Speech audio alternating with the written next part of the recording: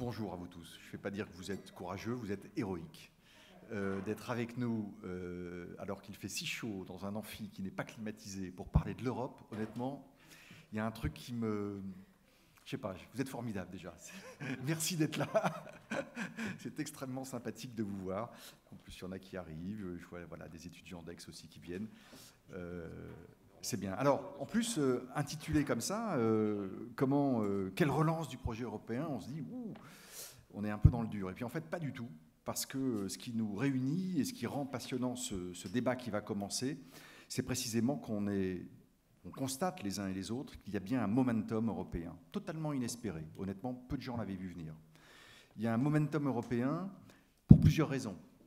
Il y a un contexte international qui somme l'Europe en quelque sorte de réagir, de s'organiser. Il y a un contexte national, avec un candidat qui avait mis l'Europe au cœur de son projet, qui l'avait défendu, et qui, du coup, a été élu, pas forcément à cause de ça, mais en tout cas a été élu, et qui entend bien, en tout cas dans son discours pour l'instant, relancer le projet européen. Il y a aussi une dynamique économique. 10 ans après la crise, on sent bien qu'on commence à passer à autre chose. Alors on ne retrouve pas l'état antérieur, on est ailleurs, mais on reparle d'un peu de croissance, peut-être même de prospérité, puisque c'est le mot du week-end. Donc pour toutes ces raisons, il y a ce momentum européen, et vous avez autour de la table un panel de gens qui sont plutôt pro-européens. Donc je vais devoir incarner un peu le scepticisme, peut-être avec vous. Il faudra voilà, que vous vous prépariez à réagir, peut-être à contredire, en tout cas à participer à cet échange. Et en même temps, vous verrez, chacun a son identité intellectuelle, de spécialité aussi, de son think tank auquel il appartient. Et c'est tout l'intérêt de cette démarche que nous menons depuis un certain temps avec chacun des think tanks et le cercle des économistes pour essayer d'organiser un débat pluraliste autour des grands choix de politique économique, mais aussi des choix européens. Alors, à ma droite, Bernard Spitz, qui dirige le think tank des GRAC. À ma gauche, Denis Ferrand, directeur général de Rexecode. Hélène Ray, qui est à l'autre extrémité, économiste, professeur à la London Business School et qui membre du cercle des économistes et qui est spécialisé en macroéconomique internationale et financière, si je ne dis pas de bêtises. Morgane Moreau, qui est à côté d'elle, qui, donc, de l'Institut Montaigne, il a coordonné le dernier rapport de l'Institut sur l'Europe dont nous avons besoin, un rapport réalisé par Ramon Fernandez et Emmanuel Moulin. Et puis, juste à côté de moi, Delphine Granier, analyste chez Génération Libre, qu'on commence à voir émerger, qui est un des think tanks nouveaux de ces 2 ou 3 dernières années. Voilà. On va commencer avec toi, Bernard. L'idée, c'est de vous faire parler chacun 5 minutes, hein, pas plus, pour pouvoir ensuite essayer précisément de vous faire dialoguer et puis d'engager avec la salle un échange sur ces questions-là. On a ce momentum, il y a un bout de capital politique en ce moment pour faire des choses, ça ne sera peut-être pas éternel. On ne parlait plus d'Europe depuis 2005 parce qu'on était enfermé dans une logique de référendum perdu, une difficulté à retrouver une légitimité démocratique. Là, à nouveau, on reparle d'Europe. Il y a un moment, il ne sera peut-être pas éternel, où on peut faire des choses. Alors comment prioriser? Est-ce qu'il faut passer par l'institutionnel? Est-ce qu'il faut s'occuper d'abord de la zone euro, comme l'invitait par exemple Benoît Cœuré de la Banque Centrale Européenne ce matin dans une interview, en disant qu'il y avait une certaine urgence à s'intéresser à la zone euro. Est-ce qu'il faut commencer plutôt par la démocratie et relancer par des conventions ou une dynamique démocratique, essayer de réunir, de rassembler les différents peuples européens pour qui l'Europe est souvent un sujet de critique pour rester sobre? Ou est-ce qu'il faut avancer peut-être aussi par une façon peut-être plus thématique? La défense, la sécurité, qui sont des préoccupations de tout premier plan aujourd'hui des Européens, ou peut-être la fiscalité dans le domaine économique, qui est aussi un sujet qui fait beaucoup débat, et pas simplement en France. Bernard, c'est à toi, et puis on fait tourner, et on essaye de débattre tous ensemble. Merci. Alors, je vais prendre 30 secondes sur mes 5 minutes quand même pour te dire, Vincent, que non, je suis en désaccord sur un point. Tu dis, personne n'avait vu venir la chose. En fait, et c'est pas un Sauf hasard, toi, Bernard, c'est sûr. C'est pas hasard. Non, non, non, non, non, mais c'est pas hasard si je dis ça ici et maintenant. C'est qu'il y a il y a exactement un an, et ceux qui étaient là s'en souviennent, Michel Rocard nous a quittés, et ça a été un moment très émouvant dans le Grand Amphi le dimanche quand il y a une minute de silence. Moi, c'est un moment qui m'a marqué. Et il avait dit que le Brexit était une excellente opportunité qu'il souhaitait pour donner à l'Europe l'occasion de se ressaisir. Alors donc nous avons eu avec Cameron un premier soutien à la cause européenne, on en a eu un second avec Donald Trump, et effectivement, grâce à ces aides extérieures, on est devant le défi. Et c'est vrai qu'entre l'année dernière et aujourd'hui, il y a même 6 mois, et aujourd'hui, tout a changé. On s'attendait à voir les populistes et les extrémistes l'emporter aux Pays-Bas et en Autriche. On avait les inquiétudes que l'on sait chez nous. Et puis, ça s'est retourné. Et même en Italie récemment, Cinque Stelle a commencé à reculer. Donc, pour autant, effectivement, pour le reste, je crois que Rocard avait vu ça. Et les choses, comme tu le dis, il y a une opportunité. Alors, et effectivement, les opportunités, quand on ne les saisit pas, elles s'envolent. Et de fait, si l'idée européenne a retrouvé, il y a eu un sondage récent qui a montré que dans tous les pays, y compris au Royaume-Uni, il y a aujourd'hui un regain de positif en faveur de l'Europe, ce qui n'était pas du tout le cas. On est passé du défensif à l'offensif. On a une mentalité conquérante, on se dit que les choses sont possibles. Maintenant, ce n'est pas parce qu'elles sont possibles qu'elles vont être faites, parce qu'on a quand même un certain nombre de problèmes qui sont restés les mêmes. Et on a par ailleurs, certes, un président de la République qui inspire autre chose, mais quand même 50% et plus de Français qui ont voté pour les magiciens de l'économie. Bon. Donc, et on voit à quel point la volatilité des choses et à quel point en plus les gens attendent des résultats très vite. Et que quand ils ne les ont pas, ils basculent dans le scepticisme ou dans la critique. Alors, sur le plan européen, qu'est-ce qui se passe? C'est vrai que structurellement, le couple franco-allemand réexiste. Parce qu'il ne faut pas se raconter d'histoire. Ça fait 10 ans qu'il n'existe plus en réalité. Les Allemands ne pouvaient pas dire du mal de nous, mais ils en pensaient beaucoup. Et ils ne pouvaient pas en dire parce que s'ils le disaient, ça devenait encore plus compliqué pour eux. Et donc, ils ont aujourd'hui une nouvelle espoir. Et Mme Merkel, qui en est à son 4e candidature, elle veut visiblement créer les structures de l'Europe nouvelle et filer les clés de la voiture au président de la République française. Mais il n'y a pas que l'Allemagne et la France. On ne fait pas sans eux, mais on ne fait pas que avec eux. Je crois que c'est très important de ne pas oublier l'Italie dans le paysage et que c'est un triangle et qui ne doit pas être exclusivement franco-allemand, sinon il va indisposer les autres. Et après, qu'est-ce qu'il faut faire? Il faut tout faire. Il faut tout faire, mais il faut le faire dans l'ordre. C'est comme une maison. Si on ne fait pas les fondations, elle risque de se casser sur la figure avant qu'on ait fini de faire le reste. Donc, les structures, c'est fondamental. Il y a la zone euro. Bon, les Français connaissent plutôt l'euro que la zone euro, mais évidemment, il y a la défense. Il y a, tu l'as dit, la question de sécurité. Et puis, il y a les migrants. Parce que quand on voit un sujet comme celui-là, c'est un sujet destructeur potentiellement dans la relation entre l'Europe et les citoyens européens. Et donc, on voit bien sur ce sujet-là, on n'a pas réussi à avoir une vraie solidarité européenne. Ça, c'est les éléments structuraux de la maison, pour pas qu'elle s'écroule. L'économie, la défense et puis l'environnement extérieur. Et puis, il y a le symbolique, le politique, la déco de la maison. Mais c'est fondamental. Si on n'est pas si on n'est pas à l'aise dans cette maison, on n'a pas envie d'y vivre. Et ça, c'est d'autres choses. C'est la langue, c'est la gestion du numérique, avec tout ce que ça importe dans les sociétés et comment l'Europe peut avoir un projet en ce sens. C'est la gouvernance. Et comment on est actuellement dans le G20? Est-ce que l'Europe est capable de porter une vision de la gouvernance mondiale qui corresponde à ses valeurs et à sa singularité sur le plan international? Il y a la politique de croissance, parce que sans croissance, on n'y arrive pas. Et puis, il y a le leadership qu'on peut incarner, parce qu'il faut aussi sortir des errements qui ont été ceux de la Commission dans la période passée, qui ont d'ailleurs en partie provoqué le Brexit. Il y a toujours eu un consensus des chefs d'État européens pour prendre le plus indifférent, le plus mou, le plus inconséquent des leaders à Bruxelles pour pas que ça leur fasse de l'ombre. Mais ça a quand même ses limites. Et donc, aujourd'hui, est-ce qu'on est capable d'arriver à ça? Je pense que ça suppose aussi, on pourra en parler, des initiatives sur le plan politique, autour notamment de comment on peut redonner une forme d'élan citoyen autour des élections européennes. Nous, les GRAC, on soutient une proposition consistant à faire voter des listes européennes aux prochaines élections, mais je veux respecter les 5 minutes, donc je m'en tiens là. Okay. Juste peut-être, Bernard, une précision. Alors, si on liste les structures, commencer la maison par retoucher la maison par les structures, la défense, la sécurité, les migrants, le leadership, la prospérité, ça fait beaucoup. Juste une précision sur les structures. Les structures, tu retouches quoi? Non, les structures, il faut les consolider.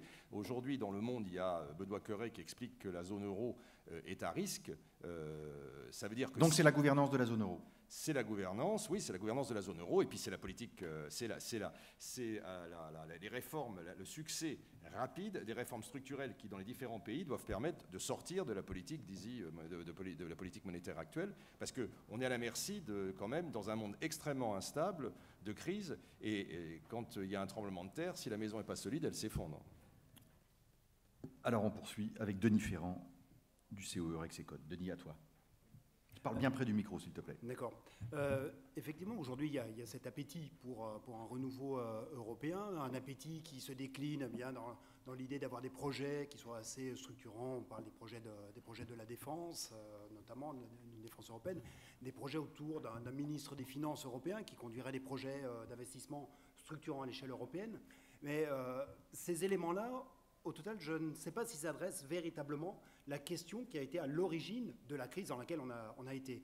Et effectivement, Benoît Cœuré parle d'une urgence de la zone euro, une urgence parce que nous n'avons peut-être pas complètement soigné le ventre est encore fécond, celui duquel est sorti la bête immonde, qui a été celui qui a menacé la zone euro. La zone euro a failli éclater, elle a failli éclater en raison d'un élément principal, qui est la divergence des trajectoires économiques, des économies qui composent cette zone euro. Est-ce qu'aujourd'hui, on a redonné les conditions, non pas d'une convergence, mais les conditions d'une maîtrise de nos divergences. Des trajectoires économiques qui soient soutenables à l'intérieur de la zone euro. La réponse, je n'en suis pas certain. Je ne suis pas certain qu'on a d'ores et déjà mis en place des systèmes où on a les conditions, par exemple, d'un équilibre des conditions de rentabilité du capital. Elles sont encore très différentes d'une économie à l'autre. Par exemple, si on devait penser une réforme en France, c'est celle qui me semblait tout à fait fondamentale, c'est celle qui permet d'avoir aujourd'hui une fiscalité du capital qui se rapproche assez clairement de la moyenne européenne. On a aujourd'hui une taxation du capital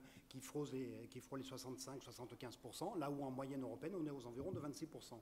Donc une des réformes importantes, c'est de se redonner des conditions pour qu'on reconverge vers la zone euro en ayant des règles qui soient appropriées pour l'ensemble de la zone. Denis, on ne serait pas obligé de faire tous la même chose. En revanche, on pourrait imaginer des sortes de corridors, sur certains sujets extrêmement structurants, oui, pour éviter l'excès de divergence, parce qu'on n'arrivera pas à harmoniser totalement, ça serait une fiction. Mais en tout cas, éviter les impacts négatifs des divergences, il faudrait que sur un certain nombre de critères, oui, nous ayons des politiques publiques qui respectent une forme de corridor, disons des couloirs avec un maximum et un minimum. Ça vaut pour ce qui est évidemment le plus mobile, donc, que j'évoquais à l'instant, le capital. Ça vaut également pour les divergences fondamentales qui sont apparues. C'était des divergences de compétitivité, nées dans des trajectoires différentes de coûts salariaux. Or, qu'est-ce que l'on constate assez rapidement quand on retrouve une situation assez équilibrée? Bien, à nouveau, on a une trajectoire salariale un peu plus soutenue en France, par exemple, par rapport à l'Allemagne, alors même qu'on a un taux de chômage qui est bien plus élevé. Et en fait, on peut assez rapidement retrouver une redivergence s'installe à l'intérieur de la zone euro. On va essayer de la juguler à travers des déséquilibres publics, ce qui a été le cas au cours des dernières années. Et ce faisant, on risque d'avoir une perte de substance économique dans certaines zones et une concentration de la substance économique dans d'autres. Donc, comment est-ce qu'on crée les conditions pour que l'on puisse continuer à vivre ensemble? Jusqu'à présent, ce que l'on a fait, c'est qu'on a fait de la contention. On a essayé de faire en sorte qu'on arrive à vivre, qu'on continue à vivre ensemble, et ça a été la politique monétaire de la BCE, ça a été le six-pack, ça a été le two-pack, tout un ensemble de dispositifs que l'on a mis ensemble pour essayer de mettre un couvercle sur les divergences. Maintenant, il faut sans doute s'attaquer au cœur de ces divergences, et plutôt qu'un ministre des Finances européen, peut-être doit-on penser à un ministre du Travail européen qui fait en sorte bien qu'il n'y ait pas de divergence trop forte qui s'installe dans les dérives salariales d'un pays par rapport à un autre, de manière à ce que les conditions de la compétitivité restent relativement équilibrées entre pays de la zone euro. Donc votre proposition, c'est un ministre du Travail. Vous pensez que ça, c'est quelque chose qui, à l'échelle de l'Union européenne, à condition qu'il ait, pour le coup, une légitimité et une capacité politique à mettre d'accord les uns et les autres, ce qui serait pas simple aussi à organiser, mais en tout cas qui travaille C'est un ministre du Travail qui est pour l'instant évidemment dans l'abstrait, Mais c'est bien parce que cela renvoie... On donnerait un signal, en tout cas. On donnerait un signal parce qu'on a vraiment au cœur de nos divergences ces divergences de formation des conditions de la compétitivité nichées au cœur du marché du travail. Et d'une certaine manière, en fait, les réponses aujourd'hui à apporter à une relance du projet européen ne sont peut-être pas tant des réponses supranationales qu'elles sont dans des réponses qui sont nationales, mais pensées dans une cohérence européenne. C'est-à-dire que nos mesures de politique économique doivent justement être rapprochées un peu de ce que tu appelais tout à l'heure un corridor, et donc d'avoir des règles qui ne nous éloignent pas trop les uns des autres, tout en laissant une place aux arbitrages nationaux. Super, merci. Hélène Ray, économiste, donc je le disais tout à l'heure, Hélène, est-ce que vous partagez ou quelles sont vos priorités à vous ? Est-ce que d'abord vous considérez vous aussi qu'il y a un moment européen spécifique aujourd'hui ? Oui, un moment européen spécifique. Appuyez bien sur le bouton et parlez très près du micro. Ça va ? Voilà, on vous entend. Très bien, il y a un moment européen spécifique, mais je voulais justement commencer par changer peut-être un petit peu les priorités. Je pense que les priorités, c'est la relation des citoyens avec l'Europe. Donc je sais qu'il y a beaucoup d'économistes à Aix, j'en fais partie, mais je pense qu'il faut vraiment parler de l'Europe de façon beaucoup plus large que de façon purement économique. J'habite Londres et j'ai bien vu la campagne du Brexit en Angleterre qui s'est soldée par un désastre dans lequel nous vivons encore. Et à mon avis, une grande partie de ce désastre aurait pu être évitée si la campagne ne s'était pas justement focalisée purement sur des thèmes très économiques, alors des prévisions de croissance, de balance commerciale. Il faut bien se rendre compte que ce n'est pas du tout ça qui a fait vibrer, qui fait vibrer les citoyens, qui a fait vibrer les citoyens britanniques. C'est peut-être un choc pour les économistes, mais il faut se rendre à l'évidence. Une économie qui commence par le risque politique, c'est intéressant. Il faut avoir ses priorités dans la vie. Mais tout à fait. Et votre raisonnement se tient, bien sûr. Ce n'était pas une critique de ma part. Et d'ailleurs, en discutant avec des gens qui ont voté pour le Brexit, on se rend compte que finalement, souvent la question revient et ils disent « mais en fait, l'Europe, pourquoi on l'a faite ?» Et alors après, si on engage un petit peu une discussion historique, eh ben les gens, ça les intéresse beaucoup d'abord, et puis ça fait réfléchir énormément. Donc, je pense que pour lancer le projet européen, il faudrait rappeler de façon bien plus forte les fondamentaux de l'Europe. Et les fondamentaux de l'Europe, c'est l'importance de la paix sur le continent, de la solidarité, des sociétés ouvertes, du modèle social européen. Et il ne faut pas se tromper, le modèle social européen, c'est une anomalie dans le monde. Enfin, c'est vraiment un modèle spécial et je crois qu'il faut vraiment se battre pour qu'il survive, pour nous tous. Je pense que c'est quelque chose comme ces valeurs-là qui faisait justement que Simone Veil était une Européenne très fervente. Et je pense qu'elle comprenait bien l'importance de toutes ces valeurs. Donc pour moi, il faut avant tout que les gens se sentent proches de l'Europe, inclus. Et donc ça veut dire qu'il y a un rôle très important à jouer par toutes les institutions éducatives. Alors l'école, il faut encourager toutes les mobilités, en particulier géographiques, au niveau européen, depuis les classes primaires, pour des courts séjours. Pas seulement pour les gens favorisés, évidemment, mais aussi au lycée, les programmes potentiels d'Erasmus européen dont on parle depuis longtemps, pourquoi ne pas les faire de façon à bien plus grande échelle. Bien sûr, les programmes d'échange à l'université, les bonnes vieilles aussi solutions comme les jumelages des villes, qui en fait marquent énormément les gens et font beaucoup de bien en termes d'échange et d'apprendre à se connaître, l'apprentissage des langues, bien sûr. En fait, tout ce qui favorise les contacts entre personnes à tous les niveaux, je pense que c'est extrêmement important. L'expérience personnelle est très importante et, à mon avis, clé pour éviter les naufrages électoraux qu'on a pu voir avec Trump et en Angleterre. Bon, maintenant, je vais revenir à un thème plus économique. Donc, pour les termes économiques, je pense que il faudrait se rendre compte de façon un petit peu plus palpable que l'Europe, c'est vraiment la bonne échelle pour être l'espace des libertés des citoyens et aussi un espace de protection pour les citoyens européens. Quand on est dans un monde où il y a la Chine, les États-Unis, l'Inde, des énormes puissances qui sont en pleine croissance et qu'il faut discuter d'accords commerciaux, parfois il faut faire face à ces puissances. La taille d'un espace économique, en gros la taille du marché dans lequel on vit, c'est un énorme atout. Et on peut être crédible dans toutes ces négociations seulement parce que on a un énorme marché derrière nous, faut être clair. Ce n'est pas quand on est un tout petit pays que notre voix peut peser. Donc, par exemple, si on veut s'attaquer à l'évasion fiscale dans le monde, il vaut mieux être gros. Et on peut le faire si on le veut, donc, puisqu'on a une taille critique. De même, comme le montre bien la commissaire à la concurrence européenne, Madame Vestager, qui fait un travail assez impressionnant, elle vient d'infliger encore une amende record à Google pour abus de position dominante. Elle peut s'attaquer à des très grandes entreprises parce qu'elle a un gros marché derrière elle. En l'occurrence, elle est danoise. Si elle le faisait au nom du Danemark, je ne pense pas qu'elle n'aurait une puissance quelconque, mais elle peut le faire parce que c'est l'échelle européenne qui nous donne cette puissance-là. Elle s'est d'ailleurs aussi attaquée aux grandes entreprises qui ne payaient pas leur part d'impôt récemment. Je pense que tout le monde s'en souvient aussi. Donc c'est vraiment l'espace de l'Europe qui protège les valeurs sociales européennes et qui permet aux citoyens effectivement de prospérer. C'est vraiment un message qui n'est pas assez renforcé, je trouve, dans l'opinion publique. Pour finir, donc, bien sûr, il faudrait qu'on réfléchisse plus au processus de démocratisation dans l'Union européenne. Donc là, je pense qu'on pourra débattre plus. Ça aiderait, si on commençait par arrêter d'élire des députés anti-européens au Parlement européen. Ça permettrait peut-être au Parlement européen de fonctionner mieux. Mais enfin bon. Ça, on ne peut pas le décréter en même temps. Hein. C'est le jeu des élections. Oui. On est d'accord. Hein, mais... on est d'accord. Cela dit, viennent pas. Oui, enfin, ça dépend lesquels.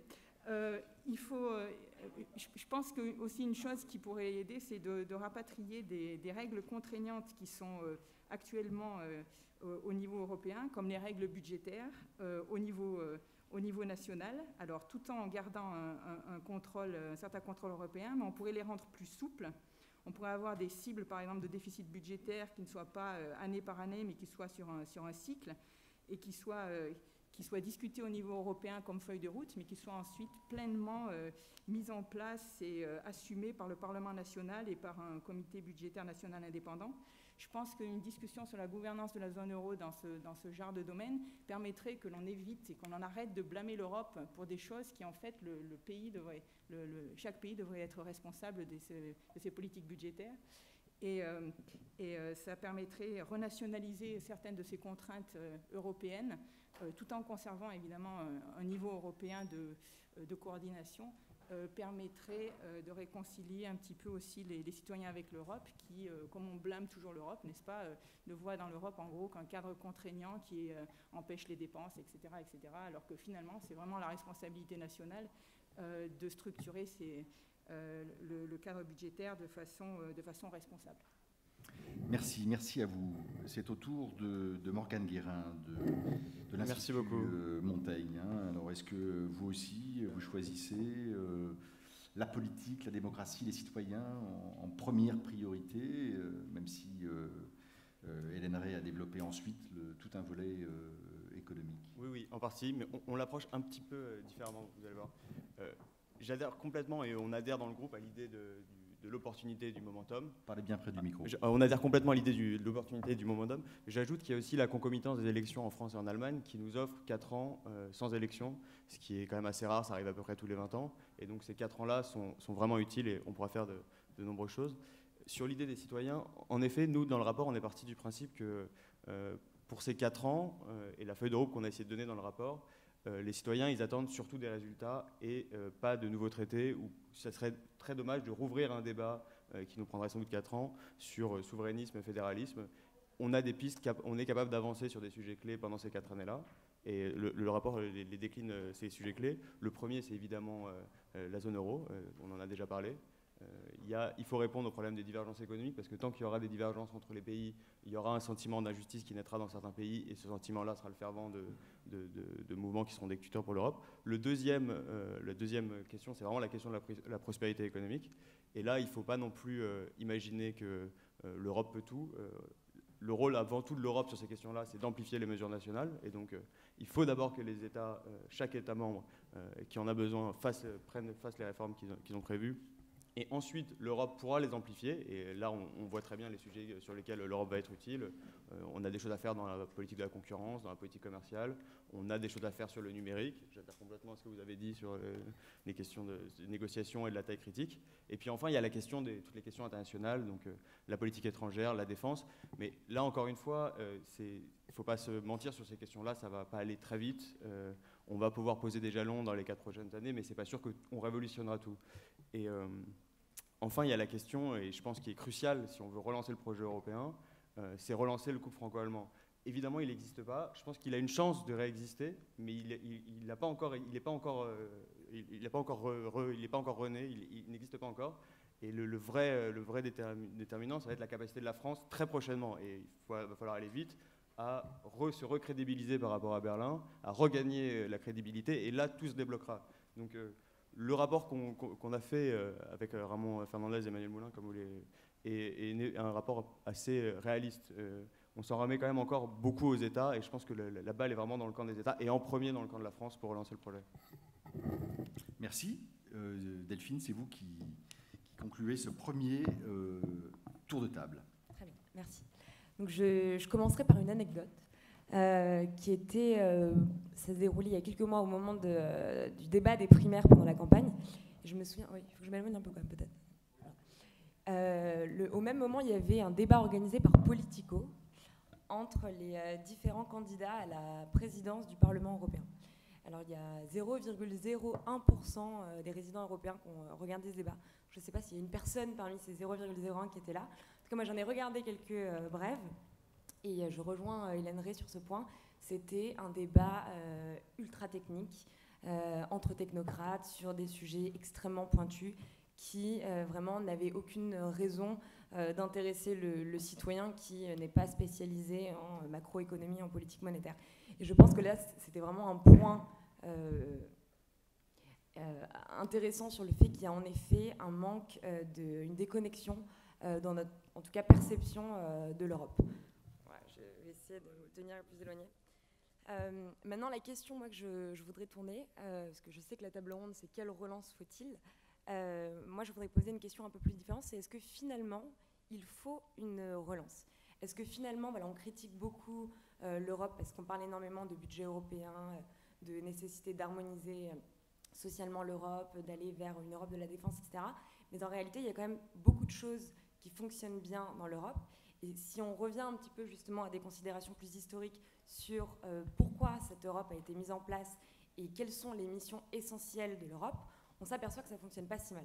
Donc je vais prendre juste une minute pour illustrer ce point. Les deux missions quand même principales, et qui justement nous intéressent nous en tant que citoyens, c'est premièrement la défense des droits fondamentaux et des libertés individuelles, et deuxièmement la défense du marché, de la concurrence, tout en ayant des institutions capables de réguler bien ce marché pour éviter les excès liés aux mécanismes de marché. Sur le premier point, la France est quand même loin d'être un élève modèle. Il y a eu à peu près 17 cas de violation de la Convention européenne des droits de l'homme qui ont été pointés du doigt par la Commission en raison de mauvaises décisions prises par la France. Donc ça fait quand même plus d'une violation par mois. Donc pour le pays des droits de l'homme, c'est quand même un chiffre qui, en tout cas moi, quand je l'ai vu, m'a surprise la première fois. Un autre exemple, c'est aussi toutes les décisions qui sont prises et qui notent que la France, notamment en termes de protection des libertés, fait fausse route sur pas mal de domaines. On a été condamné sur la question de l'insalubrité des prisons, on a été condamné sur la question de violences policières. Il y a aussi des décisions du coup, qui permettent à notre législateur national de également se saisir de sujets. La question des prisons, c'est un bon exemple. C'est devenu un sujet qui est vraiment un sujet de débat aujourd'hui.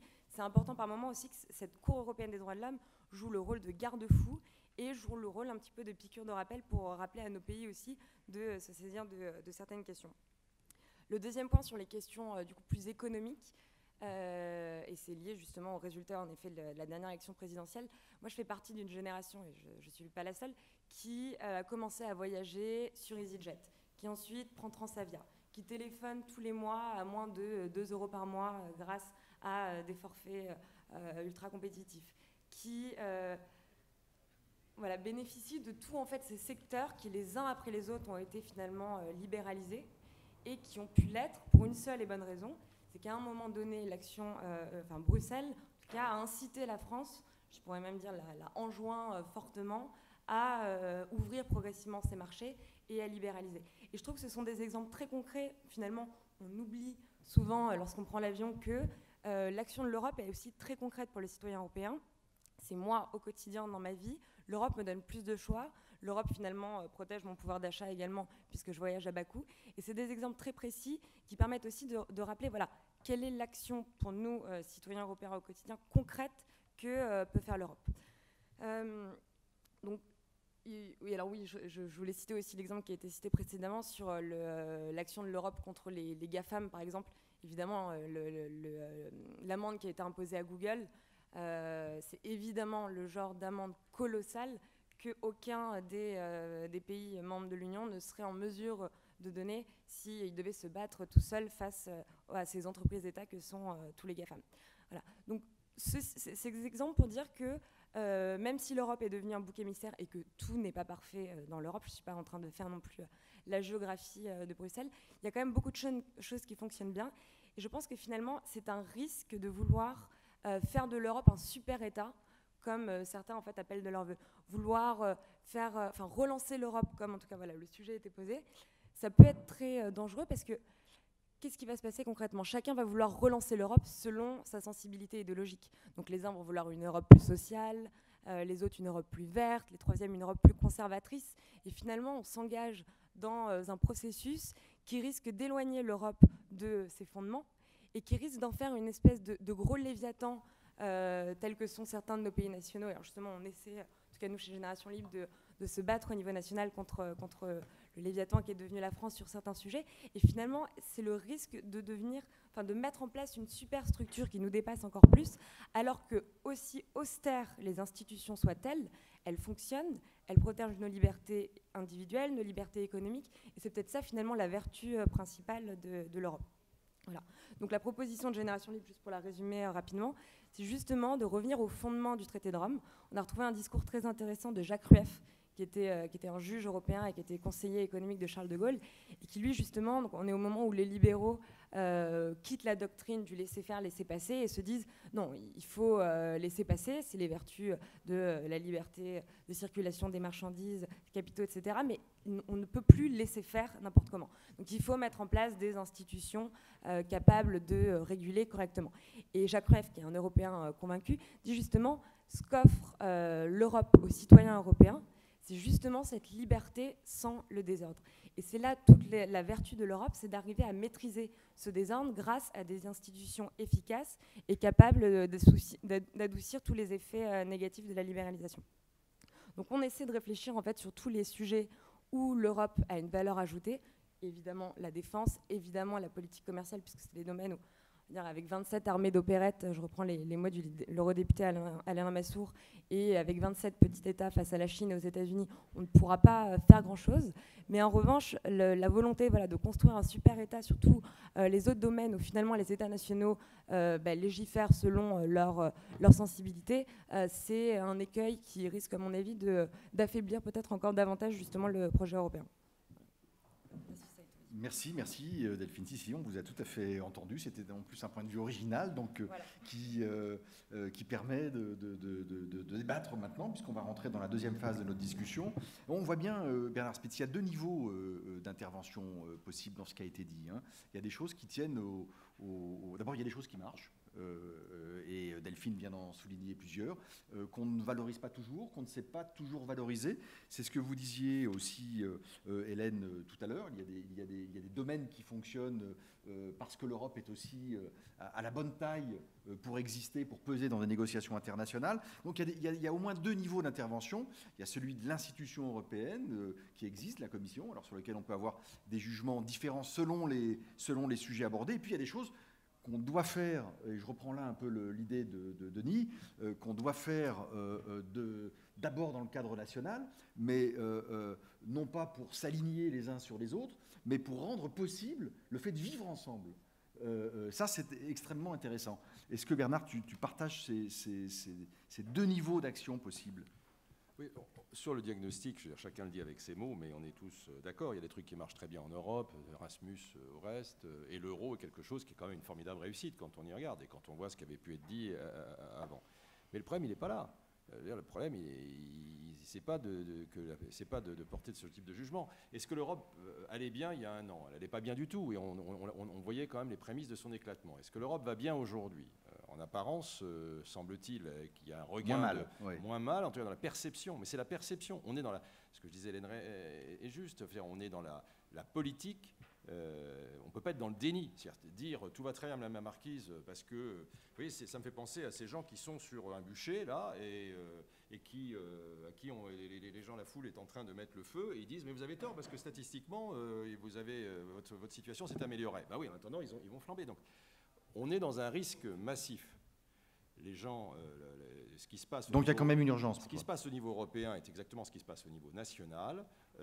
La balance est du bon côté, mais il y a une attente très forte. Et on attend, comme ça a été dit, des résultats. Donc il faut à la fois trouver les moyens de se faire sentir, de faire partager l'idée qu'il y a des progrès qui sont réalisés. Donc c'est à la fois un mélange de choix de bonnes priorités, et c'est un mélange et aussi de bonne communication. Quand on a des leaders européens qui sont nuls, il ne faut pas s'étonner que la communication soit nulle. Débat technocratique, discussion sur l'article 27 du machin, tout le monde s'en fout. Ce n'est pas ça qui donne à l'Europe. Bien sûr que c'est important, mais ce n'est pas ça qui permet de sauver l'Europe. Donc oui, ça marche, mais justement le fait que ça marche et qu'à côté de ça, l'image a été dégradée, et au point qu'on a pu avoir très peur, montre bien que ce n'est pas comme ça qu'on va régler le problème. Donc moi je dis simplement, il y a effectivement des priorités. Je raisonne peut-être en assureur, mais vous savez, on joue des risques. Donc si on pouvait m'assurer que pour les 10 ans à venir, il n'y a aucune crise à venir, la Turquie, la Russie, la Chine, tout le monde se tient tranquille, il n'y a pas de problème au Moyen-Orient, il n'y a pas de problème de crise politique en Algérie avec l'idée que des centaines de milliers de gens puissent se retrouver un jour sur des plages quelque part. Si on m'explique que tout ça est garanti pendant 10 ans, alors on va faire un truc super, bien nickelé. Moi, je pense que ce n'est pas comme ça qu'on peut raisonnablement et de façon réaliste et de façon responsable voir les choses. On a des zones de risque. Ces risques, c'est des risques économiques, des risques politiques, des risques démocratiques. Il faut se prémunir contre ces risques de la façon la plus réaliste possible. Et puis par ailleurs, il faut créer de l'inspiration, il faut créer du leadership. Et donc voilà, il y a une espèce de dosage savant. Mais je crois que ce qui se passe, et ça ne repose pas uniquement sur évidemment l'échelon européen, comme ça a été dit aussi, ça repose fondamentalement sur l'échelon national. On peut faire des invocations, nous Français, mais tant qu'on n'aura pas mis de l'ordre dans nos affaires, ce sera des invocations gratuites. Donc il y a une responsabilisation de tout le monde, de nous singulièrement, parce qu'on est à la fois l'une des deux grandes puissances et puis l'un des deux grands moteurs de l'Europe, qu'on a beaucoup, effectivement, qu'on attend beaucoup de nous, et que le couple franco-allemand, il ne sera pas tout seul. Donc voilà, on a besoin de mettre de l'ordre chez nous, d'avoir une vision claire et de parler de façon très claire aux gens, enfin je dis à la population, aux Français, aux Européens, pour leur faire partager ce sentiment que, comme ça a d'ailleurs été dit, et ce qui est le plus important, l'Europe est un modèle unique sur le plan social, sur le plan démocratique, et que c'est notre bien le plus précieux. Hélène, vous vouliez aussi réagir. Sur ces deux échelons, on sent bien aussi que là où il y a un lien, en tout cas pour la France, entre le national et l'européen, c'est que la France, depuis, disons, une bonne décennie, peut-être un peu plus, a perdu en crédibilité à l'échelle européenne. Son poids politique s'est réduit pour différentes raisons, aussi parce que l'Allemagne montait en puissance économique et que l'économie française n'allait pas bien, en dehors même de la capacité de leadership des différents présidents qui sont succédés à l'Élysée. Donc on voit bien qu'en tout cas aujourd'hui, la manière d'avancer pour la France, y compris dans sa dimension européenne, c'est d'abord de retrouver au plan national ce qui lui permettrait d'apparaître comme une puissance, disons, avec une capacité de transformation et de modernisation au plan de son modèle économique et social. Absolument, donc je suis assez d'accord avec ce que vous venez de dire aussi, ce que Bernard Spitz vient de dire. Donc, mis à part donc j'ai beaucoup parlé de la relation des citoyens à l'Europe, etc., que je trouve absolument fondamentale, mais si je reprends donc maintenant un petit peu plus le chapeau économique, donc il y a plusieurs choses qu'il va vraiment falloir faire. Nous sommes dans un moment conjoncturel favorable avec une reprise, en particulier dans la zone euro. Donc c'est vraiment le moment effectivement pour chaque État de mettre en place des mesures qui vont accroître la croissance potentielle. Je crois que c'est vraiment le genre de choses. Et ça c'est vraiment des compétences pour la plupart qui sont nationales. Donc c'est un premier volet où il faut espérer qu'on retrouve du leadership et ça permettrait au niveau européen également de rétablir cette confiance en le couple franco-allemand, etc. Donc là c'est un pari, hein, donc nous allons voir. Et la deuxième chose donc, qui est plus au niveau de la gouvernance européenne, il faut quand même, je pense qu'il y a quand même encore de gros risques macroéconomiques qui sont au-dessus de nos têtes. La zone euro a énormément de pays qui sont très endettés, à la fois du côté public et dans le secteur privé, mais donc on peut penser à l'Italie avec un niveau de dette sur PIB qui est de l'ordre de 130%. C'est beaucoup de dettes. Nous sommes dans une période de taux d'intérêt historiquement très bas, donc ça ne vous a pas échappé que si vous empruntez en ce moment, c'est... Ouais, ça c'est pas forcément lié à l'Europe, le niveau des taux d'intérêt bas, mais il y a la politique monétaire, mais on peut voir ça aussi de façon un peu plus, des taux d'intérêt réels de façon un peu plus fondamentale, qui dans le monde en fait sont tous très bas, ils sont tous très corrélés, et la politique monétaire doit accommoder ça, et donc en particulier la BCE a fait son travail. Nous sommes mais ces taux finiront par remonter. À un moment donné, ils finiront par remonter, et surtout, on n'est pas à l'abri dans un monde où il y a énormément de dettes. Ce qui est le plus embêtant, ce sont si les primes de risque augmentent pour une raison qui parfois est liée à la psychologie des marchés ou qui peut être liée alors à des problèmes de crise bancaire potentielle. Nous savons bien que récemment, l'Italie a eu des problèmes avec un certain nombre de banques. Quand il y a un État souverain qui est relativement endetté, qui a des banques qui sont dans une situation délicate, le problème c'est que l'État souverain ne peut pas vraiment faire ce qu'on appelle un backstop pour son système bancaire, c'est-à-dire ne peut pas vraiment garantir les dettes du système bancaire. Si ces banques sont systémiques, c'est pas toujours il faut pas toujours garantir les dettes. Je vous arrête juste un instant sur ce sujet-là. On a eu le sentiment quand même, alors est-ce qu'on s'est trompé? C'est là où vous pouvez apporter votre expertise, mais on a le sentiment pour le coup que même si on a fait ça très tardivement, souvent nuitamment, etc., mais que pour le coup, nos fragilités bancaires, les fragilités bancaires de la zone euro ont été, non pas résolues, mais en tout cas, en partie, travaillées, mutualisées quand il fallait l'être, que le système a été assaini, que les règles de gouvernance, et les banques, y compris françaises, en ont souvent protesté, mais voilà, ont été aussi changées, que... Voilà, on est plus solide qu'avant la crise sur ce sujet-là. Ça va mieux, bien sûr. Mais on reste en risque pour vous. Ça va mieux, mais l'union bancaire n'est pas achevée, donc on ne va pas rentrer dans un débat justement technique, mais l'union bancaire n'a pas été finie pour un certain nombre de raisons qui sont... Qui tiennent aussi à l'Allemagne, d'ailleurs, à la structure de nos systèmes bancaires. Voilà, donc nous avons fait des gros progrès, donc ça il faut le souligner, mais nous sommes toujours dans un environnement avec énormément de dettes. Et donc il faudra bien que cette dette baisse. Et la question c'est comment est-ce qu'on fait baisser la dette en proportion du PIB dans un certain nombre de pays de la zone euro. Alors historiquement, la dette a baissé après la Seconde Guerre mondiale de façon importante parce que les pays ont cru de façon assez rapide. Et il y avait eu un peu d'inflation aussi dans certains pays. La croissance actuelle est trop faible vraiment pour faire baisser la dette de façon significative rapidement. Et quant à l'inflation, elle est très basse. Elle est toujours très basse. Donc nous avons ce point d'interrogation qui est au-dessus de nos têtes et je pense qu'il ne faut pas l'oublier. Donc c'est un des risques macroéconomiques les plus importants de mon point de vue. Denis, tu voulais t'exprimer?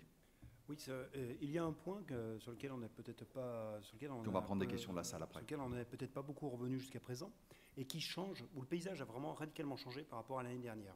On parlait encore l'année dernière d'une Europe à plusieurs vitesses, où on se disait, est-ce qu'on ne doit pas travailler sur un cœur européen avec les quelques pays qui sont très impliqués, très, très allants sur l'Europe, et c'était des propositions sur les 6 pays d'origine du traité de Rome qui allaient... redonner du sens de l'Europe. Aujourd'hui, j'ai l'impression que cet aspect-là est oublié. Et peut-être qu'en réalité, on se rend compte qu'il y a 3 espaces d'intervention fondamentaux.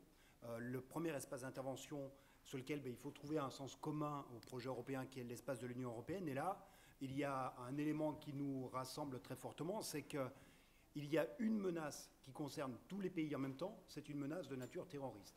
On a à la fois en Allemagne et en Grèce des événements terroristes qui sont intervenus. Donc il y a un appel de sécurité qui est l'élément commun que l'on peut avoir dans ces deux pays. Et là, ça nous permet un peu de réincarner un peu ce qu'est l'Europe, d'avoir une réponse qui est attendue de la part des citoyens sur cette dimension-là. Donc là, la dimension de l'Union européenne est tout à fait fondamentale. La deuxième dimension fondamentale, qui est celle de la zone euro, eh bien, celle-ci, elle continue son travail, elle doit avancer sur les éléments qu'elle a mis en place, avec la politique monétaire de la BCE qui est tout à fait fondamentale, le développement de l'union bancaire. Là, on est sur des processus qui s'avancent. Mais le troisième point qui reste vraiment clé, et je reviendrai un peu sur la dimension de mobilité, l'échelon national reste fondamental. Je reviens sur un peu l'idée du corridor, un échelon national dans lequel on pense des politiques nationales dans un référentiel, dans une cohérence européenne. Parce qu'il ne faut pas exagérer l'importance des mobilités. Les mobilités fondamentales resteront faibles. Je vais prendre un exemple très simple. C'est aujourd'hui, on a 4 fois moins de mobilité de la force de travail, il y a 4 fois moins de mouvement de la force de travail entre pays européens qu'il y en a dans d'autres pays fédéraux comme les États-Unis ou comme le Canada. Mais le Canada est un très bon exemple, parce que vous n'êtes pas sans savoir qu'au Canada, il y a 2 langues qui se pratiquent. Mais au Canada, quand vous regardez la mobilité qu'il y a entre les régions anglophones, eh bien, ces mobilités, donc le nombre de personnes qui peuvent passer d'un État à l'autre, les mobilités sont 4 fois plus importantes au Canada qu'elles ne le sont en Europe. Mais quand vous prenez les mobilités qu'il y a entre le Québec et les autres régions anglophones, eh bien, on retrouve des taux de mobilité comparables à ceux que l'on a à l'intérieur de l'Union européenne. Donc c'est en cela que souvent, quand vous avez des chocs donc c'est la question de la langue qui est pertinente. Là. Il n'y a pas simplement de la culture. Oui. Voilà. Mais quand vous avez des chocs dissymétriques qui ont été les éléments fondamentaux au cœur de la crise de la zone euro, en général, quand vous êtes dans une économie fédérale, on résout les problèmes avec ses pieds, en se déplaçant. Les personnes qui ne trouvent pas un emploi dans une zone vont aller dans une autre pour pouvoir trouver des conditions de rééquilibre. En fait, il ne faut pas exagérer l'importance de la mobilité en Europe. On a monté en épingle les cas de travailleurs espagnols allant en Allemagne, mais ça n'est pas la règle fondamentale. Non, il faut trouver dans des réponses nationales des conditions qui nous permettent de vivre ensemble. Alors, un mot de Bernard Spitz et ensuite Delphine Granier. Juste pour dire, parce que c'est intéressant d'aborder des choses concrètes. Le terrorisme ne s'arrête pas aux frontières, les tempêtes non plus. Et les cyber... Là, c'est la casquette de l'assureur qui parle. Bernard Spitz dirige aussi la Fédération française des sociétés d'assurance. Et ça fait un paquet d'années. Ça fait un paquet d'années qu'on essaye de convaincre l'Union européenne de traiter ce genre de sujet, parce que c'est effectivement le genre de choses qui nécessite une mutualisation. Quand on regarde les couloirs de tempête au sein de l'Europe, ils traversent la France, puis l'Allemagne, etc. Et donc, à chaque fois, on se retrouve avec l'idée qu'on pourrait mutualiser les choses. On n'a pas pu, même Michel Barnier, qui à l'époque avait été ministre de ça en France il y a très longtemps, a été absolument incapable d'emmener l'Europe sur ce terrain. Le terrorisme, il n'y a pas de mutualisation du risque terroriste. Il existe en termes militaires, il existe en termes de services de secret, de renseignement, mais pour ce qui est de la partie économique, on est foutu de faire ça. Et je vous prends un autre exemple sur le financement que je ne vais pas développer, mais l'Europe est à peu près rentrera dans les histoires des livres d'économie pour avoir annoncé en même temps le lancement du plan Juncker, c'est-à-dire l'idée qu'il faut profiter que les taux d'intérêt soient bas pour lancer les plans des investissements d'infrastructures importants qui vont permettre de générer de la croissance et de profiter de ce moment-là pour créer les infrastructures publiques dont l'Europe pourrait avoir besoin, parfaitement logique. Le même jour, l'Europe annonçait une réglementation dont je pense qu'à part les pervers, personne dans cette salle n'a entendu parler, qui s'appelle Solvency II, qu'il a juste fallu une petite bagatelle de 12 ans pour mettre en place, et qui consiste à hiérarchiser les types d'investissements pour pénaliser certains. Et qu'est-ce qui est le plus pénalisé, et donc le plus dissuasif? Les investissements d'infrastructure. C'est-à-dire que l'Europe a construit une magnifique machine pour appuyer sur la pédale de l'accélérateur et sur le frein en même temps. Bon. Et donc la voiture sort dans le décor. Voilà. C'est pour ça que dire que les choses... Tout ça se repose sur des choses assez concrètes. C'est pour ça qu'il y a aussi un problème politique qui est de prise de pouvoir, de prise de pouvoir du politique, en supposant qu'il soit bien inspiré, en l'espérant, sur les dérives technocratiques. Delphine. Oui, je voulais revenir juste sur 2 points. D'abord, c'est vrai que quand on parle de relancer l'Europe, on oublie du coup qu'il y a 28 pays derrière ce mot d'Europe et qu'évidemment sur certains sujets, les pays sont loin d'être d'accord entre eux. Le dernier débat en date, c'est évidemment le débat sur les travailleurs détachés. Entre les pays de l'Ouest et les pays de l'Est, ils n'ont pas du tout la même perception du sujet selon leurs intérêts économiques mutuels. Alors qu'en effet, la question de la défense et du terrorisme, là on tient un sujet qui touche et concerne tous les pays au même moment et qui en plus intéresse les citoyens, puisque quand on fait des sondages, on voit bien quand même la première préoccupation des gens en ce moment, c'est quand même la sécurité. Et moi qui parlais justement en plus de vouloir refonder le projet plutôt que de le relancer, ça revient en plus bien aux sources de l'Europe, puisque bon, alors c'est un véritable serpent de mer, l'Europe de la défense, mais en tout cas c'est un projet qui est en gestation depuis très longtemps. Et on a en effet tous les signaux qui sont en train de passer au vert, en tout cas pour enclencher une réflexion plus mature sur le sujet. Donc d'abord, il n'y a plus un pays qui quand même a un budget conséquent en termes de budget de la défense. Le seul qui en avait un, c'était le Royaume-Uni, qui évidemment maintenant on ne pourra plus compter dessus. Il y a donc tous les pays qui ont... Si, oui. Enfin, oui, c'est une question dont on va débattre après. On va demander à notre spécialiste qui habite à Londres. Alors, la seule opportunité d'avoir eu le Royaume-Uni qui s'en va, c'est qu'en revanche, il avait une position qui n'était pas celle de tous sur la question de l'OTAN. Il ne voulait pas avoir d'organisation qui pourrait faire concurrence à l'OTAN. Donc là, en l'occurrence, les autres pays pourraient avoir un petit peu plus les mains libres. Mais en tout cas, cette question de la défense pourrait être typiquement une réalisation concrète menée par l'ensemble des pays pour mettre en place, par exemple, un fonds commun qui permettrait d'avoir en tout cas un fonds pour mener la recherche de développement ensemble, ou bien pour avoir déjà une capacité d'achat d'armement. Ça, c'est des sujets effectivement qui sont sur la table aujourd'hui. Voilà. Je voulais juste concluez. Sur un second point rapidement, qui était celui de la mobilité. Parce qu'il y a quand même un exemple concret, je trouve, qui est intéressant. Et ça rejoint avec la comparaison avec les États-Unis, par exemple. Aux États-Unis, en Europe, il y a 2 fois moins d'échanges d'export entre États qu'aux États-Unis. Et une raison très simple qui a été énoncée par le CAE, le Conseil d'analyse économique récemment, c'est le fait qu'il y a beaucoup moins d'harmonisation des normes pour l'instant en France, qu'en réalité, le coût de mise en conformité pour une PME, pour se mettre en conformité avec les normes de tous les pays dans lesquels elle voudrait s'exporter, est absolument colossal. Et je crois que ça représente à peu près 20% du prix d'un produit. Donc ça, c'est quand même un sujet qui concerne toutes nos entreprises dans la plupart des pays et qui est vraiment un sujet sur lequel on attend l'Europe de pied ferme. Mais on se souvient encore de l'époque où on devait se balader avec des adaptateurs pour aller de pays en pays. Alors on l'a vécu là à titre d'individu, mais quand il s'agit en plus d'entreprises, ça a un impact économique qui est assez important et qui est une action très concrète à mener. Ce qui relie l'ensemble des sujets qu'on a évoqués, c'est quand même cette idée de la protection. Plusieurs d'entre vous l'ont dit d'ailleurs. Finalement, on a du mal à vendre le projet européen, alors que la chose la plus naturelle, effectivement, Delphine, vous venez de le dire, quand on regarde les préoccupations nationales des Français, aujourd'hui, devant même le chômage, il y a la question de la sécurité. Et donc, bien sûr, de la défense, à la fois du national et de l'international. Un petit mot de Morgane, et puis après, on prend les questions de la salle. Sur la question de la défense, en effet, tous les signaux sont verts et il faut en profiter. Mais je pense que si on voulait simplement européaniser la défense pour l'européaniser, on ferait une erreur. La première priorité de la défense en Europe, c'est d'abord les budgets et d'augmenter les capacités. Ensuite, on verra comment on fait pour ensemble faire quelque chose de mieux. Et les propositions de la Commission, le Fonds pour la recherche, vont complètement dans ce sens-là. Mais je crois quand même que l'OTAN restera le cadre adéquat pendant au moins 10 ans. Et il ne faut pas mentir aux citoyens sur ce point-là.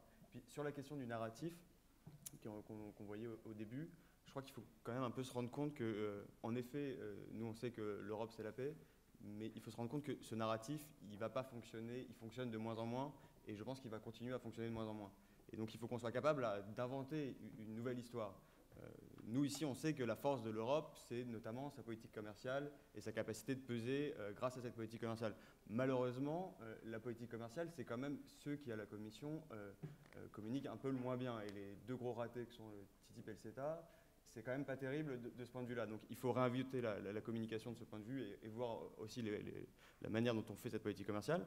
Mais en revanche, sur le narratif, il y a quand même quelque chose qui est à mon avis très utile. Et la chance, c'est qu'on est quand même entouré par Trump, Poutine et Erdogan. Et là, on peut raconter vraiment une histoire que chacun va comprendre. C'est-à-dire, on voit bien la différence fondamentale dans cet univers-là d'être européen. Et là-dessus, on peut faire quelque chose. Et sur le narratif, il y a aussi une petite question qu'il faudra se poser un jour, ça va être la question du Brexit. Parce que si à terme, le Royaume-Uni sort et mettons dans 5 ans, l'économie britannique ou dans 10 ans se trouve bien mieux que nous, là on aura un gros problème parce que ça va donner un argument de poids à tous les partis eurosceptiques pendant très longtemps. Et donc, je ne sais pas si on peut gérer cette question-là, mais il faut bien l'avoir en tête, à mon avis. Merci. Est-ce qu'il y a des questions, des réactions? Il y a beaucoup de mains qui se lèvent, c'est très bon signe. On en prend plusieurs. Monsieur, commencez, et puis on navigue dans la... Vous parlez bien fort pour qu'on vous entende.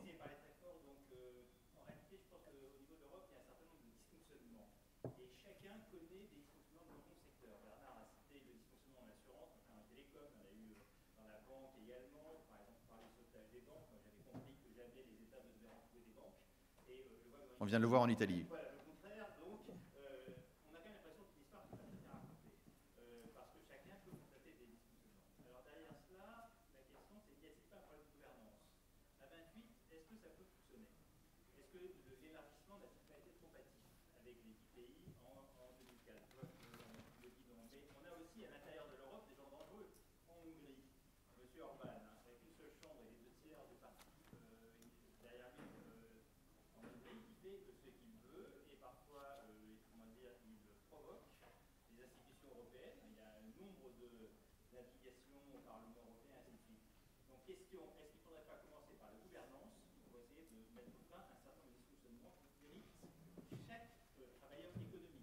Merci.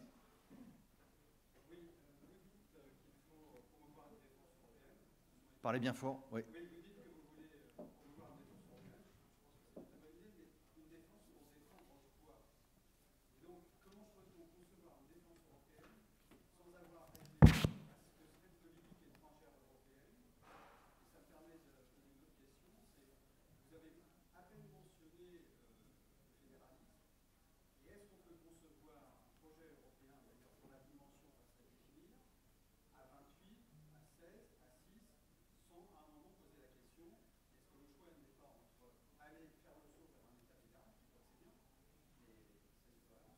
C'est vrai que le mot n'est plus tellement prononcé aujourd'hui. Merci. Monsieur? Oula, parlez bien fort, monsieur.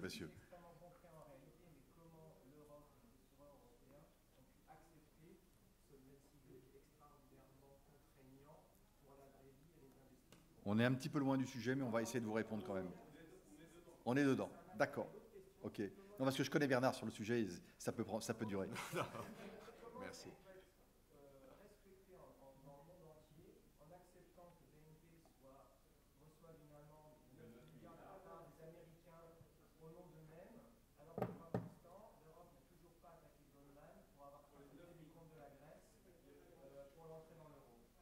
Merci. Alors, pardon? Non, mais allez-y. Parlez bien fort parce qu'on est loin ici. Et un peu sourd à nos âges.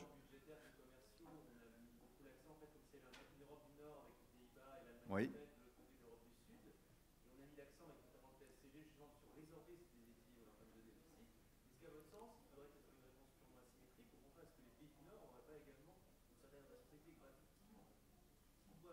Qui s'aligne sur qui? Comment? Ok, très bien. À côté de vous? Bonjour. Oui.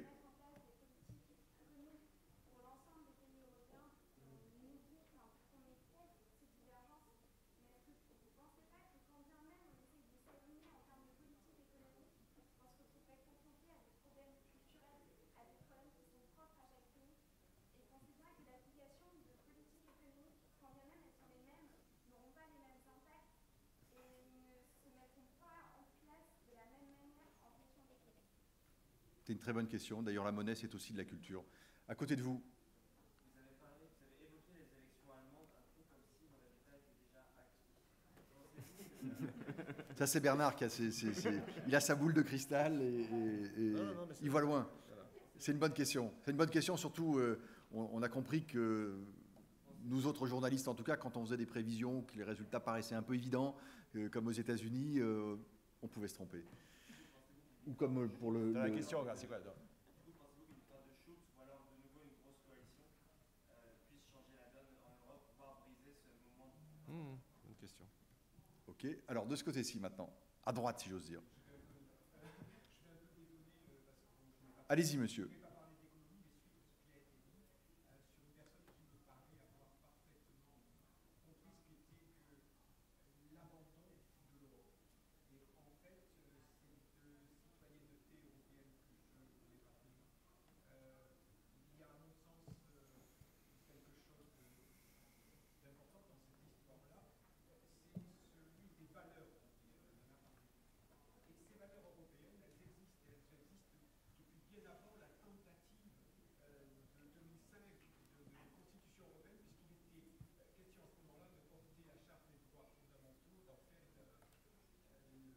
Les valeurs, ça a été la contagion des droits, si j'ose dire, beaucoup, et des libertés.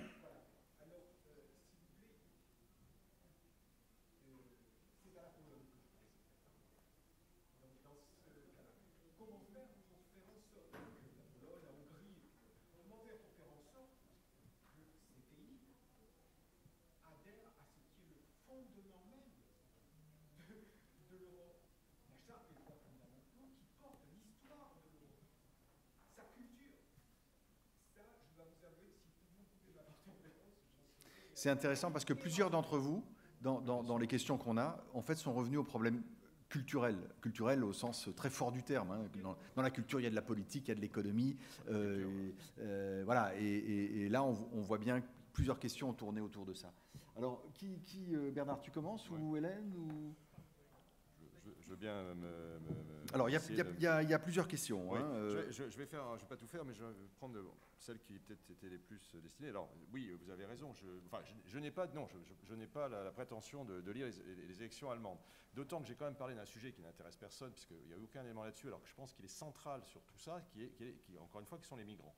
Les migrants, c'est aujourd'hui un désastre du point de vue de la politique européenne, une incapacité de l'Europe à être solidaire, des pays qui, parce que c'est leur situation géographique, se retrouvent plus exposés que d'autres, et une incapacité, avec beaucoup d'égoïsmes nationaux, à y répondre. Si quelque chose peut déstabiliser Mme Merkel aujourd'hui, c'est bien ça. C'est-à-dire, ce n'est pas un attentat ou le terrorisme, c'est ce qui s'est passé à la gare de Cologne.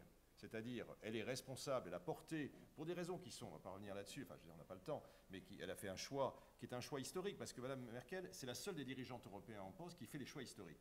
Supprimer, bon ou mauvais, historique. Supprimer, trouvez-moi des gens qui en Europe aient pris des décisions, à part Cameron, bon, pour son malheur, qui aient pris des décisions de l'amplitude de supprimer le nucléaire en Allemagne ou faire venir 1 million de migrants dans son pays. Personne. Donc elle a pris ces décisions-là et elle est dans une logique historique. Elle veut être après Adenauer et Kohl, la troisième référence de l'histoire allemande post-Deuxième Guerre mondiale. Et pour ça, elle a besoin d'inscrire les choses et elle a son agenda. Est-ce qu'elle aura les moyens de le faire? Probablement oui. Est-ce qu'elle peut perdre? Oui, parce qu'il peut se passer, je veux dire, tout le monde a été chassé, Thatcher, Churchill, De Gaulle, bon. Donc, à un moment donné, ça s'arrête. Oui. À un moment donné, ça peut basculer. Et à mon avis, c'est sur ce sujet-là que ça pourrait basculer s'il se produisait un événement grave qui lui soit imputé. Maintenant, est-ce que ça changerait grand-chose sur le plan européen? Oui, ça changerait au sens que l'Allemagne serait sans doute affaiblie dans sa dimension et dans son volontarisme. Ça ne change rien à la solution, enfin à l'Alliance française, parce que s'il y a bien un seul point qui, pour l'instant, fait consensus en Allemagne, de Schäuble à Schulz, en passant par Merkel, c'est Macron. Donc, je veux dire, de ce point de vue-là, il n'y a pas de... C'est le seul point commun entre tous. Donc, voilà. Donc, mais c'est un sujet quand même... voilà. Ensuite, sur la question que plusieurs ont posée, oui... il y a un lien entre la question fédérale et la question de qu'est-ce qu'on fait avec des pays comme la Pologne, la Hongrie, qui s'excluent d'eux-mêmes, si je puis dire. Il y avait des divergences économiques, on découvre maintenant des divergences politiques et culturelles. C'est pas culturel. Je veux dire, les camps, c'est pas culturel. Je veux dire, d'enfermer les opposants, le refus de la démocratie, c'est la politique. C'est la politique. Et c'est effectivement une violation caractérisée des valeurs qui sont les valeurs européennes. L'Angleterre a montré toute seule qu'un pays peut sortir de l'Union européenne. Alors il y a deux façons de sortir d'une pièce. Hein. Une, c'est d'en sortir tout seul, l'autre, c'est d'être chassé.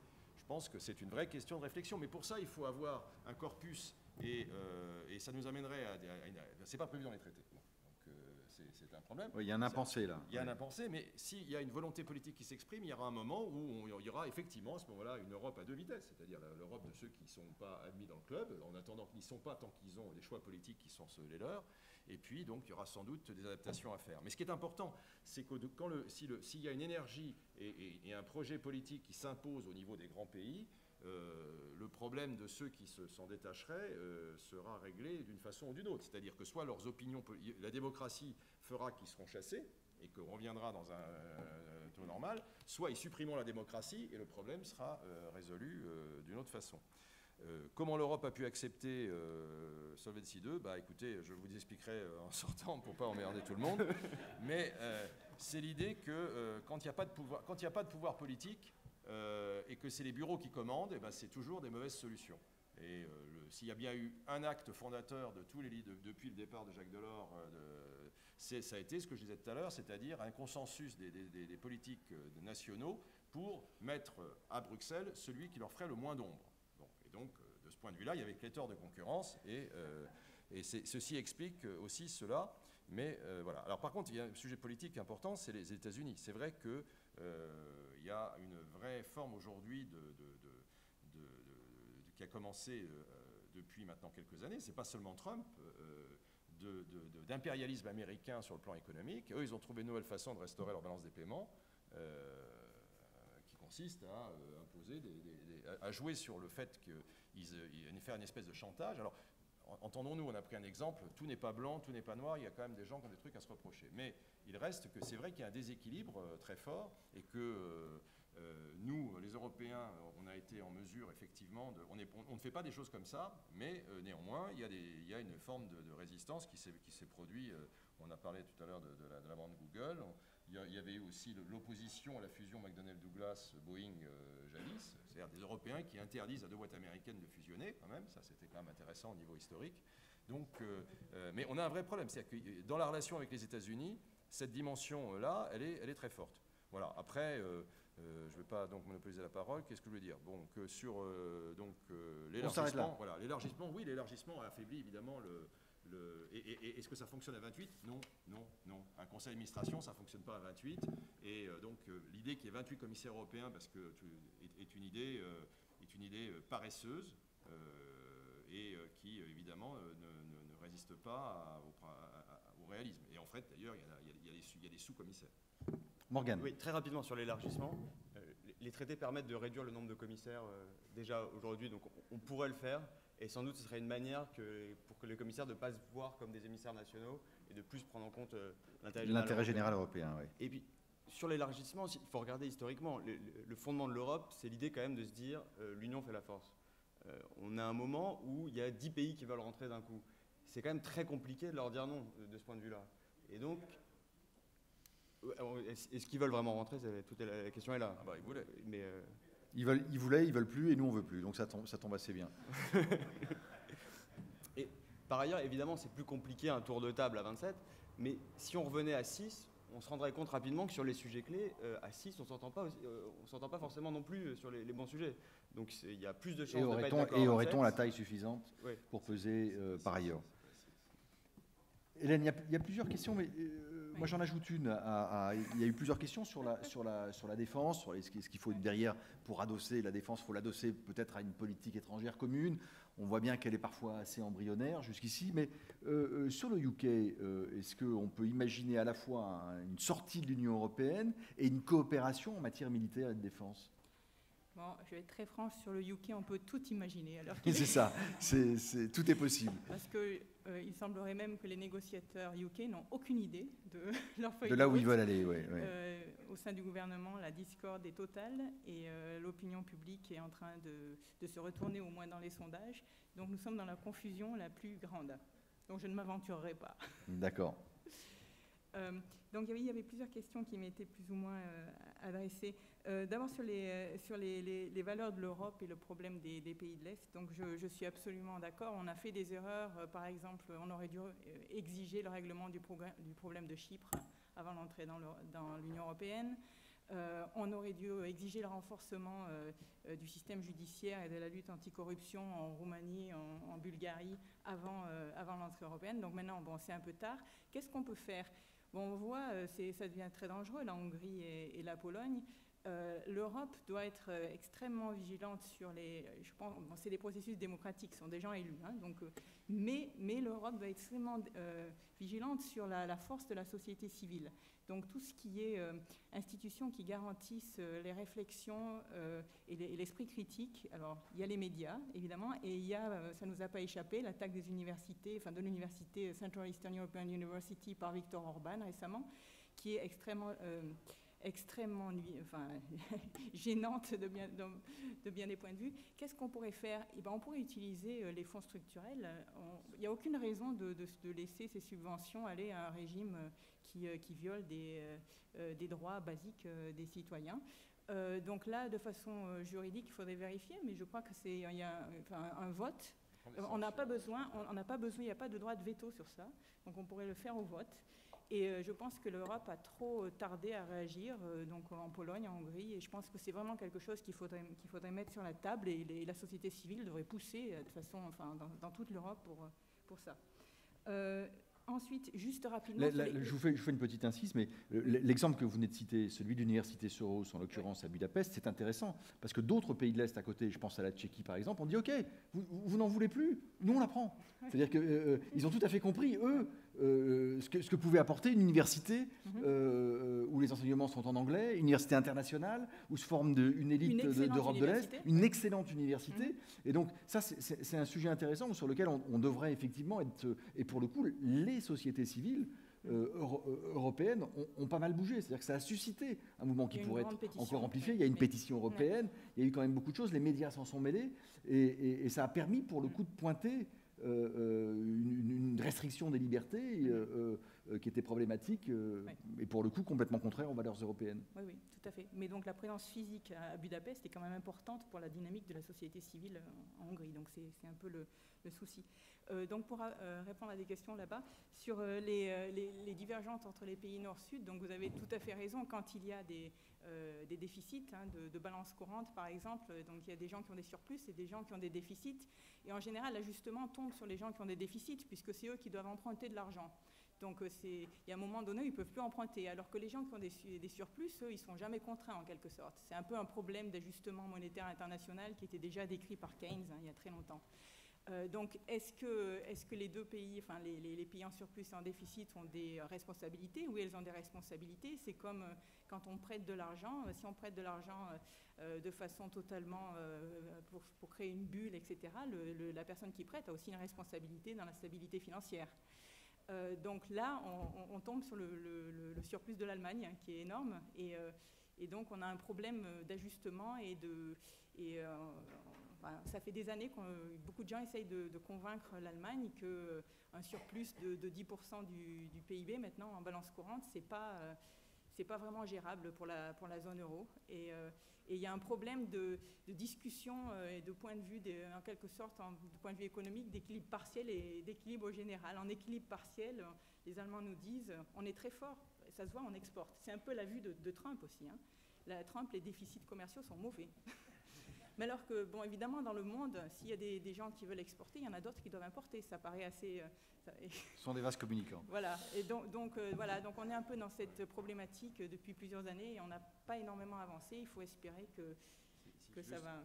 Dans cet esprit-là, il y avait une question sur la responsabilité des pays du Nord et des pays du Sud.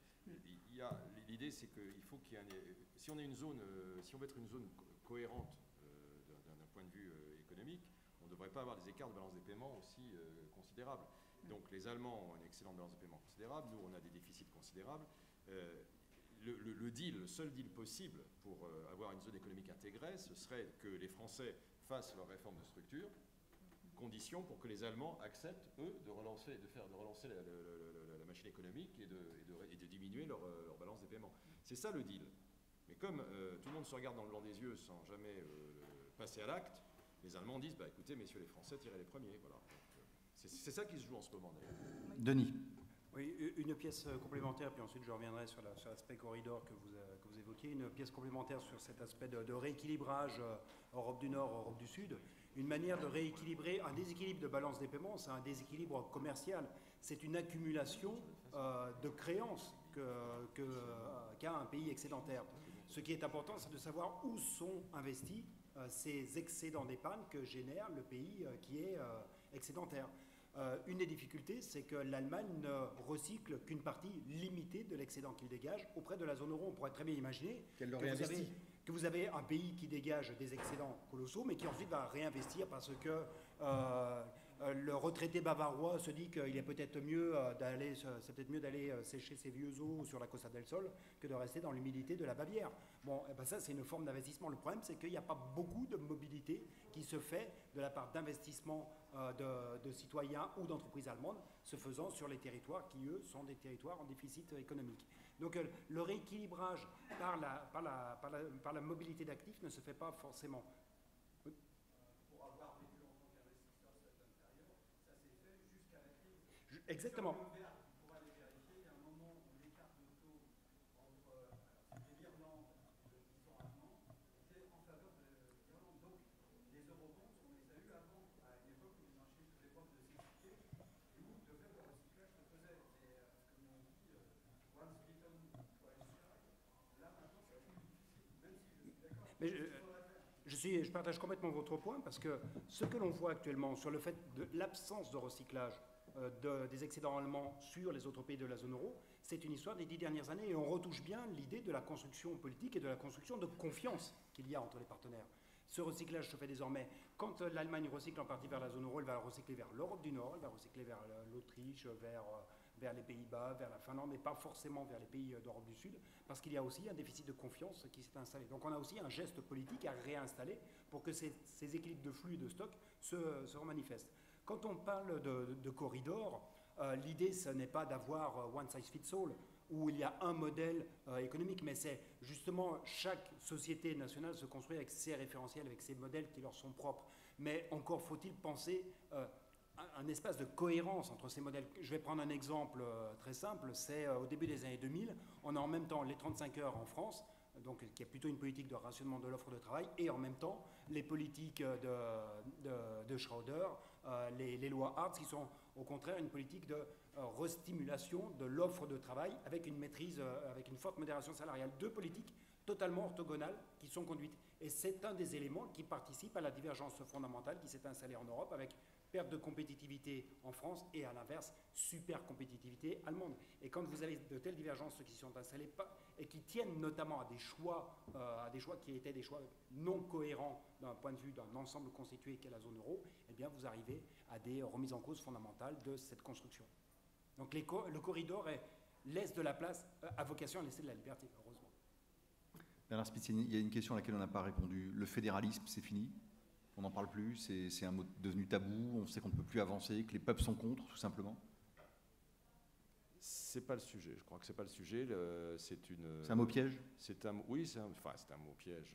C'est une belle idée, le fédéralisme, mais le fédéralisme à 28 et dans les conditions actuelles, c'est pas. Je crois que c'est vraiment l'idée, c'est de se tromper de priorité. Encore une fois, on est dans un moment qui n'est pas très long. On peut être exposé à des crises de toute nature. Il faut se tenir sur un sujet solide. Et le fédéralisme, renouer les débats entre le fédéralisme et... Non, je crois que ce n'est pas un hasard si on n'en parle plus, parce que je pense que c'est une façon de partir dans une dimension abstraite des choses.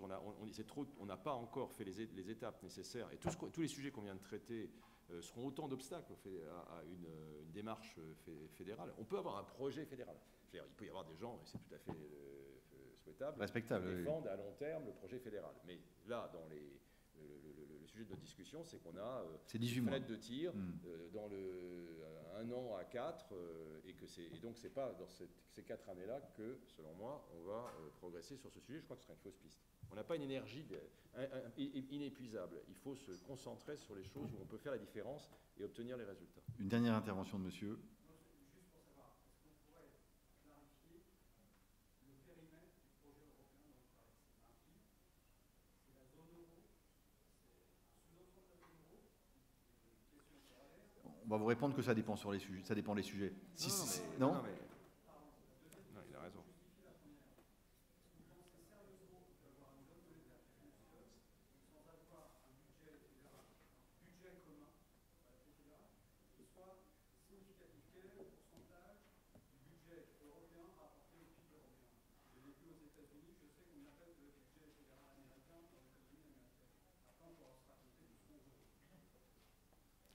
C'est le côté baroque de cette zone euro qui n'est pas complète et qui effectivement n'est pas adossée à une mécanique institutionnelle fédérale avec, pour le coup, des budgets propres qui permettraient effectivement de gérer un certain nombre de transferts et d'équilibres entre les régions les plus avancées et les régions les plus lentes.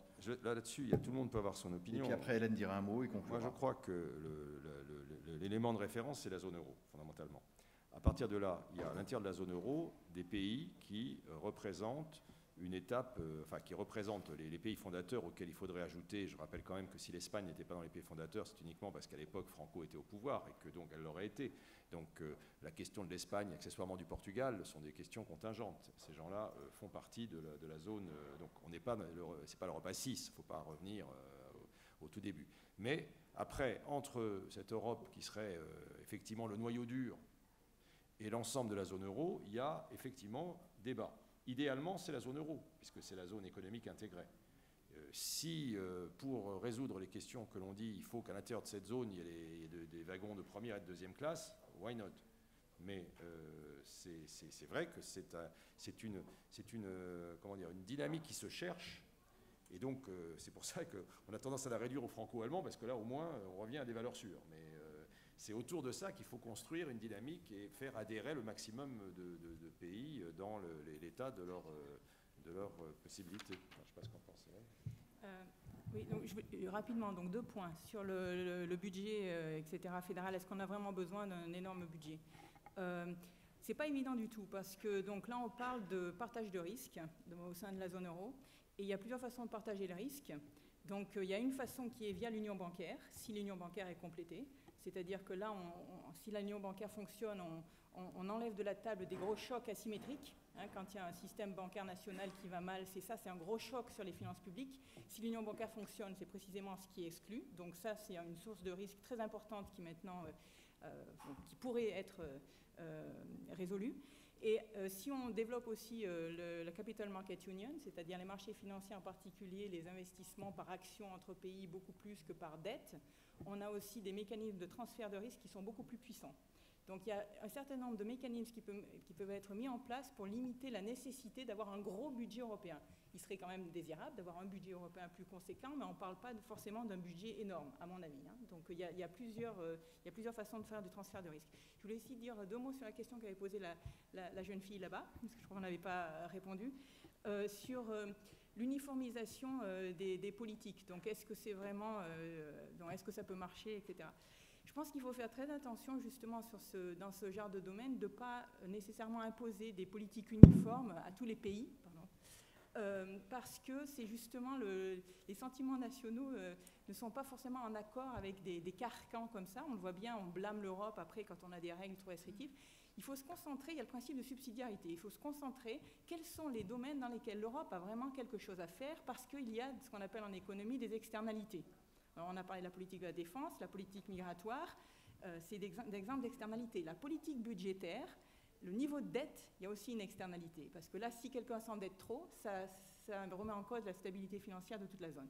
Donc ce sont des domaines dans lesquels il faut quelque chose au niveau européen. Après, comment on le fait au niveau européen? On ne peut pas dire aux gens de faire tous la même chose, d'imposer les mêmes standards, parce que c'est pour ça qu'on a des divergences de culture, donc ce qu'il faut faire, à mon avis, c'est plutôt d'imposer des cibles. Donc par exemple, dans le domaine budgétaire, c'est d'imposer des cibles intelligentes, pas année par année, mais sur un cycle, etc. Et après dire aux gens, vous le faites comme vous voulez, vous avez des préférences nationales, etc. Seulement, voilà, si vous déviez, par exemple, vous ne pourrez plus émettre de la dette senior gouvernementale, vous allez émettre une dette qui sera facilement restructurable, donc vous serez d'une certaine façon puni. Mais vous avez vraiment la charge de le faire. C'est votre Parlement national qui est responsable. Et c'est lui qui est responsable devant ses électeurs. Et nous, on a un système de monitoring au niveau européen. Je pense qu'il faut être plus souple, il faut être plus flexible, mais en même temps, il faut être crédible. C'est toute la difficulté de la gouvernance. Un mot, Delphine. Oui, un mot dans le prolongement. C'est qu'il y a un fil conducteur dans toutes les questions qui est, finalement, en étant aussi nombreux, comment on arrive à trouver un modèle qui fonctionne avec le plus grand nombre de pays possible. Mais en réalité, ce qu'on s'apprête à faire, c'est à reproduire exactement les mêmes débats qu'on a au sein de nos pays nationaux. Par exemple, la question des 35 heures a été soulevée. La question des 35 heures, certains sont pour, d'autres sont contre les 35 heures.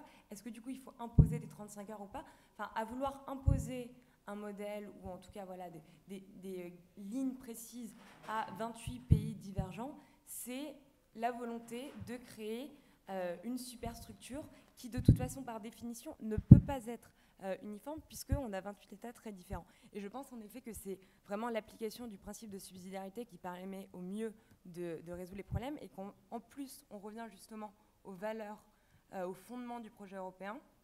Une des phrases quand même les plus connues, c'est de dire n'essayons pas, voilà, on va pas créer une super organisation, mais essayons par des réalisations concrètes de créer une solidarité de fait. Et finalement, l'exemple, alors c'est un exemple un peu provocateur, pour clore le débat, c'est pas la meilleure idée, mais finalement, l'exemple du travail détaché, qui est extrêmement politique, est-ce que ça, justement, quand on voit les divergences qui existent entre les pays, du point de vue des pays de l'Est, le travail détaché, c'est une solidarité de fait. C'est une solidarité de fait que de permettre à un pays où le salaire minimum est extrêmement bas par rapport à nos pays développés, que d'offrir cette opportunité-là. Et en même temps, en France, ça peut également faire poser des questions sur les rigidités qui peuvent exister dans nos pays. Donc je pense que c'est plus sain d'imposer voilà, un cadre et ensuite de laisser les pays en fonction de leur culture et de leurs niveaux nationaux, essayer de résoudre au mieux les questions.